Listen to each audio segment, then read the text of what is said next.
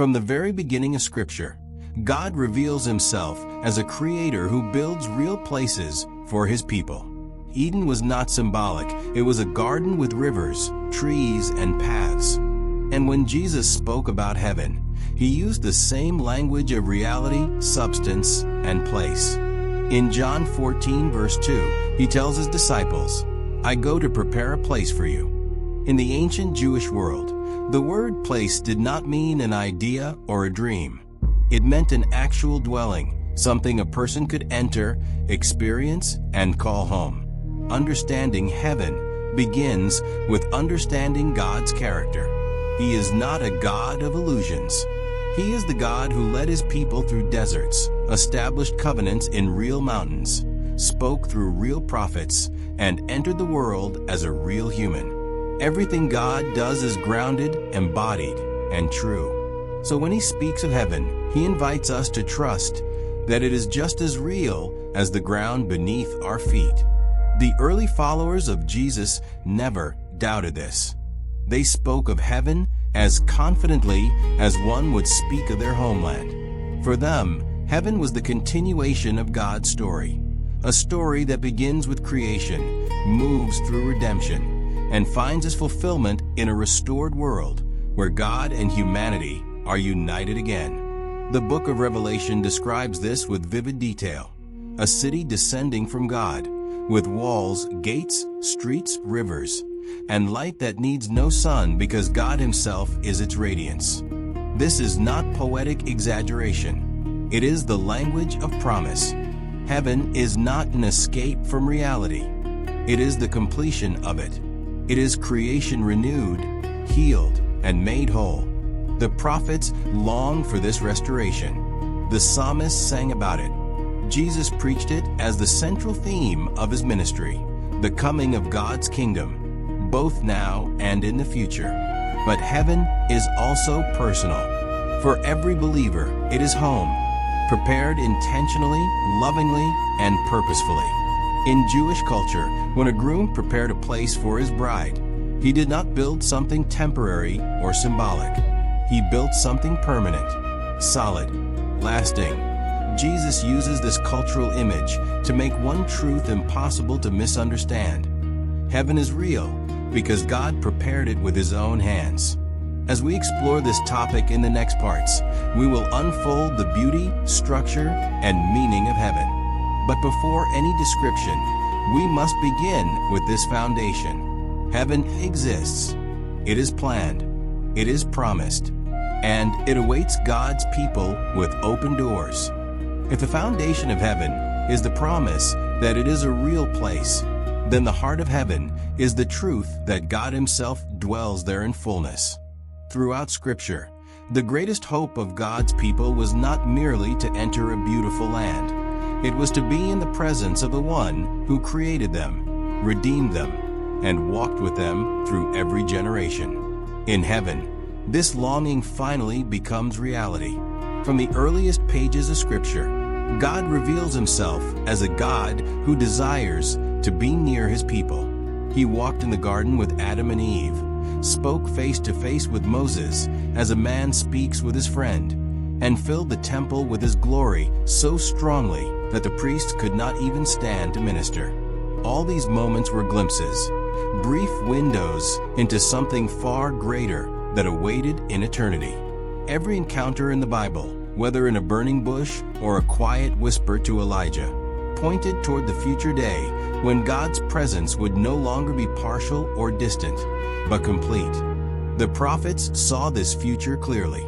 Isaiah spoke of a time when God's glory would cover the earth like water covers the sea. Ezekiel saw a vision where God's glory returned to his people after being absent. These visions were not merely symbols. They revealed the deepest truth about heaven. It is the place where God's presence is fully revealed, unhindered by sin, sorrow, or separation. Jesus confirmed this truth throughout his ministry. When he healed, forgave, or comforted, he brought a small piece of heaven into the world. He often told his disciples that he and the Father were one, and that seeing him was seeing the Father's heart. But he also made something clear. On earth, the fullness of God's presence was still veiled. Only in heaven does that veil lift entirely. The book of Revelation describes this moment with profound simplicity. Behold, the dwelling place of God is with man. He will dwell with them, and they will be his people. These words complete the story that began in Eden. Humanity was created to live with God, not far from him. Sin brought separation, but redemption restores what was lost. Heaven is the restoration of God's original intention, a life lived in constant communion with him. But what does it mean to be in God's presence? Scripture gives us several powerful clues. God's presence brings peace that surpasses understanding. It brings joy so deep that it cannot be taken away. It brings light, not the harsh, blinding light of judgment, but a warm, life-giving radiance that heals, renews, and transforms. In heaven, this light is not symbolic. It is God himself.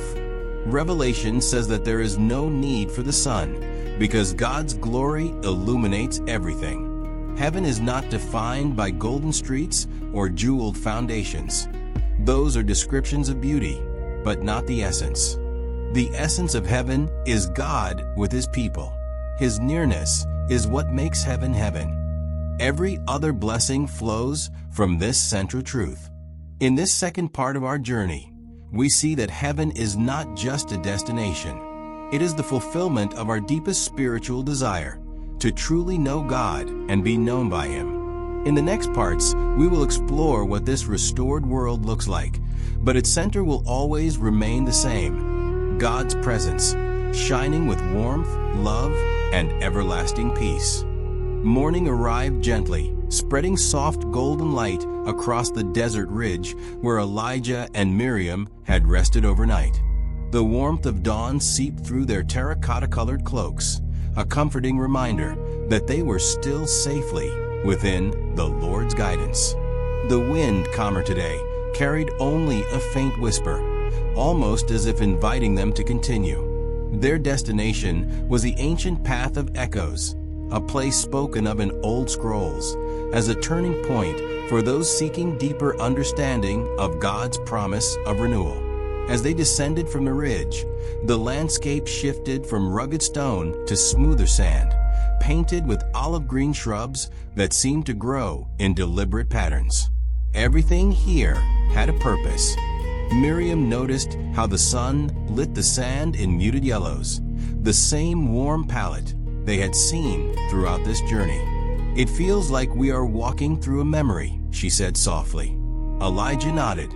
He felt it too, the subtle pull, as if the Lord himself had woven this path long ago to prepare travelers for what awaited beyond. Hours passed until they reached a narrow valley where the wind carried faint harmonies. The closer they walked, the clearer the sound became, like distant singing, yet formed by no human voice.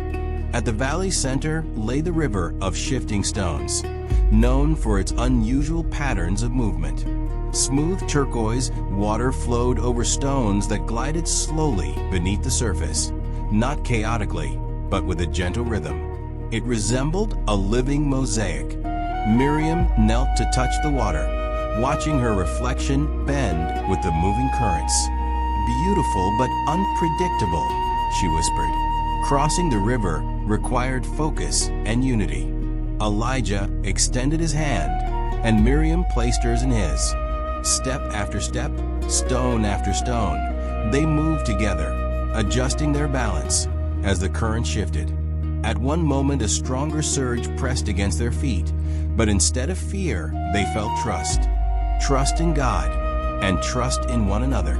When they finally reached the opposite bank, both laughed with relief, a laughter born from shared triumph and divine reassurance. Beyond the river, the terrain rose gradually toward a plateau. At its crest stood something unexpected, a structure made of terracotta stone, neither temple nor fortress, but something in between. Air flowed through carved channels, producing melodic tones that drifted across the landscape. "This must be the observatory of winds," Elijah said. Ancient texts described it as a place where travelers paused to listen, not with ears alone, but with a heart. Inside the open-air hall, wind moved in patterns that seemed intentional. The tones rose and fell like a gentle hymn. As Miriam listened, she felt memories surface, not sorrowful ones, but reminders of how far they had come and how many times God had carried them through uncertainty. Elijah too felt the weight of the journey settling into clarity. Everything, the storm, the desert, the river, had been preparing them for something ahead, something holy. At the observatory's far edge stood an aging stone pillar etched with faint markings. When touched by sunlight, the carvings glowed faint turquoise. Elijah traced the lines, realizing they formed a map, a continuation of the path of echoes, leading toward a distant horizon marked by mountains shaped like folded wings. "This is where we go next," he said quietly. The wind shifted, almost in response, swirling warm golden dust around them. Miriam closed her eyes and breathed deeply. They were being guided, not just across land, but toward deeper truth, toward the heart of God's promise. Their journey was far from over. In fact, it was only now beginning to reveal its purpose. The wind at the observatory faded into a soft whisper as Elijah and Miriam stepped back onto the rising plateau. They walked in silence at first, each processing the message they had felt within the ancient stone hall. The glowing carvings on the pillar had revealed a path stretching toward the mountains shaped like wings, a path that old travelers claimed was designed to teach the soul how to see. And seeing, they both understood, was essential for grasping what heaven truly is. As they journeyed onward, the landscape shifted once more. The golden sand gave way to terracotta rock terraces, arranged almost like steps crafted by unseen hands. Olive green shrubs clung to the cliffs, their roots winding deep into the stone. The light grew softer, filtered through a thin veil of clouds, giving everything a gentle turquoise sheen. Miriam sensed at first a strange peace in the air, thick and warm, like walking through a quiet prayer. In the distance, small figures began to appear along the path. At first, Elijah tensed, but as they approached, he realized these were fellow travelers, men and women clothed in simple ancient garments, moving slowly and reverently. Some carried staffs carved with symbols of faith. Some walked as families, guiding children who looked around with wide, thoughtful eyes. These people were not wandering aimlessly. They were pilgrims of the way of echoes, seekers of deeper truth. One elder with a white beard and kind eyes lifted his staff in greeting. "Peace be upon your steps," he said. "And upon yours," Miriam replied. They walked together for a stretch, the elder explaining that this region was known as the Vale of Reflection. "Those who walk here," he said softly, "learn to separate the noise of the world from the voice that calls them home." His words settled in their hearts like warm oil. Elijah realized that each place on their journey had not been random. It had been preparing them inwardly, teaching them to recognize heaven not merely as a destination, but as a reality shaped by God's presence. At midday, the group arrived at a natural amphitheater carved into the mountainside. The walls rose in terracotta curves, smooth and high, as though molded by the hand of time. Pilgrims sat along the stone ledges, listening to a soft song carried by the wind. Elijah and Miriam joined them. Soon a gentle voice rose from the center. A woman dressed in muted yellow robes stood before the crowd, her hands open, her voice calm and steady. She spoke of the kingdom that is already near, of a place where sorrow fades like mist, and where every step is illuminated by the light of the one who formed the stars. She described heaven not as distant or unreachable, but as something glimpsed in moments of clarity, kindness, sacrifice, and truth. "Heaven is the fullness of God's presence," she said, "and every heart prepared to receive him begins to see it, little by little, on this very journey." Elijah felt the words burn gently within him. Miriam's eyes filled with quiet wonder. It all aligned. The river, the observatory, the shifting winds. Each challenge had stripped away fear, impatience, uncertainty. Each step had prepared their hearts to understand. When the gathering ended, the pilgrims pointed the way to the next ascent, toward the wing-shaped mountains that shimmered in the golden haze. Elijah and Miriam walked on, their hearts lighter yet more expectant. Something awaited them beyond those peaks, something that would reveal the clearest picture yet of what heaven truly looks like. And the path, glowing faintly under the warm light, seemed eager to guide them there. The ascent toward the wing-shaped mountains was steeper than anything Elijah and Miriam had faced before. Yet the closer they moved, the lighter their steps felt. The air carried a warmth not from the sun, but from something deeper, almost like the breath of hope itself. Every stone along the trail, washed in muted gold, seemed to point upward, urging them forward with gentle insistence. Pilgrims walked beside them, some silently praying, others humming ancient melodies that blended with the wind. The path wound through olive-green terraces carved naturally into the mountainside. Terracotta cliffs rose high on either side, creating a passage that felt sacred, intentional, designed for revelation. Miriam noticed how the turquoise light reflected off distant clouds, adding a softness to the rugged landscape. "Everything here feels purified," she whispered. Elijah agreed silently. As they climbed, the terrain opened into a high valley hidden between the mountain wings. Here stood a gathering of travelers, more than they had seen before, families, elders, youths, all dressed in ancient garments, forming circles of quiet expectation. A soft radiance filled the valley, not blinding, but deep and warm, like light that knew how to comfort. No structures stood here, no altars or monuments. Only people whose faces held peace.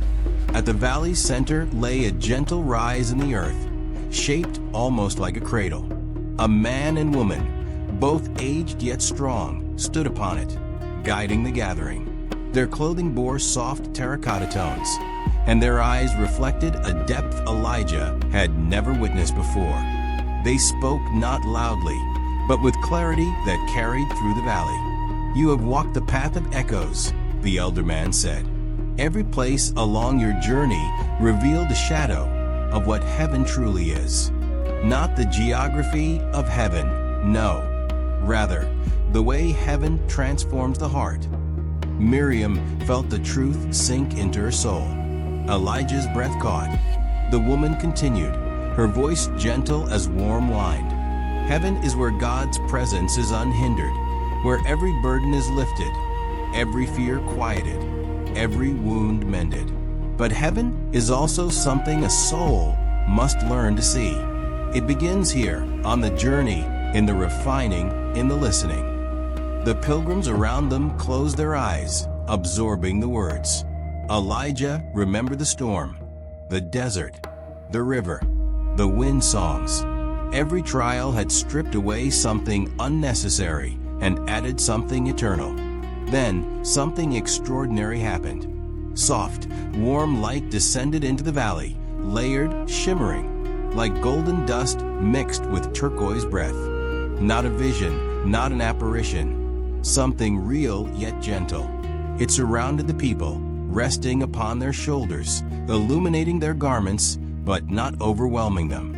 No fear rose in anyone's heart, only awe. The elder man lifted his hand toward the light. "This is but a glimpse," he said softly, "not of heaven's appearance, but of heaven's nature.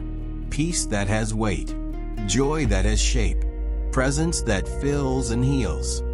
Miriam felt tears on her cheeks, not born of sadness, but of recognition. Elijah's chest tightened with overwhelming peace. They weren't seeing heaven itself, but they were seeing what heaven feels like. The woman's voice flowed like calm water. When your journey ends, heaven will not be a strange place to you. It will be the fulfillment of everything your heart learned to long for along the way. The light slowly lifted, ascending toward the clouded sky, like breath returning to the one who gave it. Silence covered the valley, not empty silence, but holy silence. Elijah and Miriam exchanged a long, quiet glance. Their journey had taught them this. Heaven is not distant. Heaven is the fullness of God's presence, and those who seek Him begin to see traces of it even now, in clarity, in truth, in each step of faith. The path down the mountain awaited them, but they no longer feared the road. They walked forward, strengthened by the glimpse of glory they had been given. And deep in their hearts, they knew the journey would guide them, always, toward the place where light, peace, and love never end. This was what heaven truly looks like.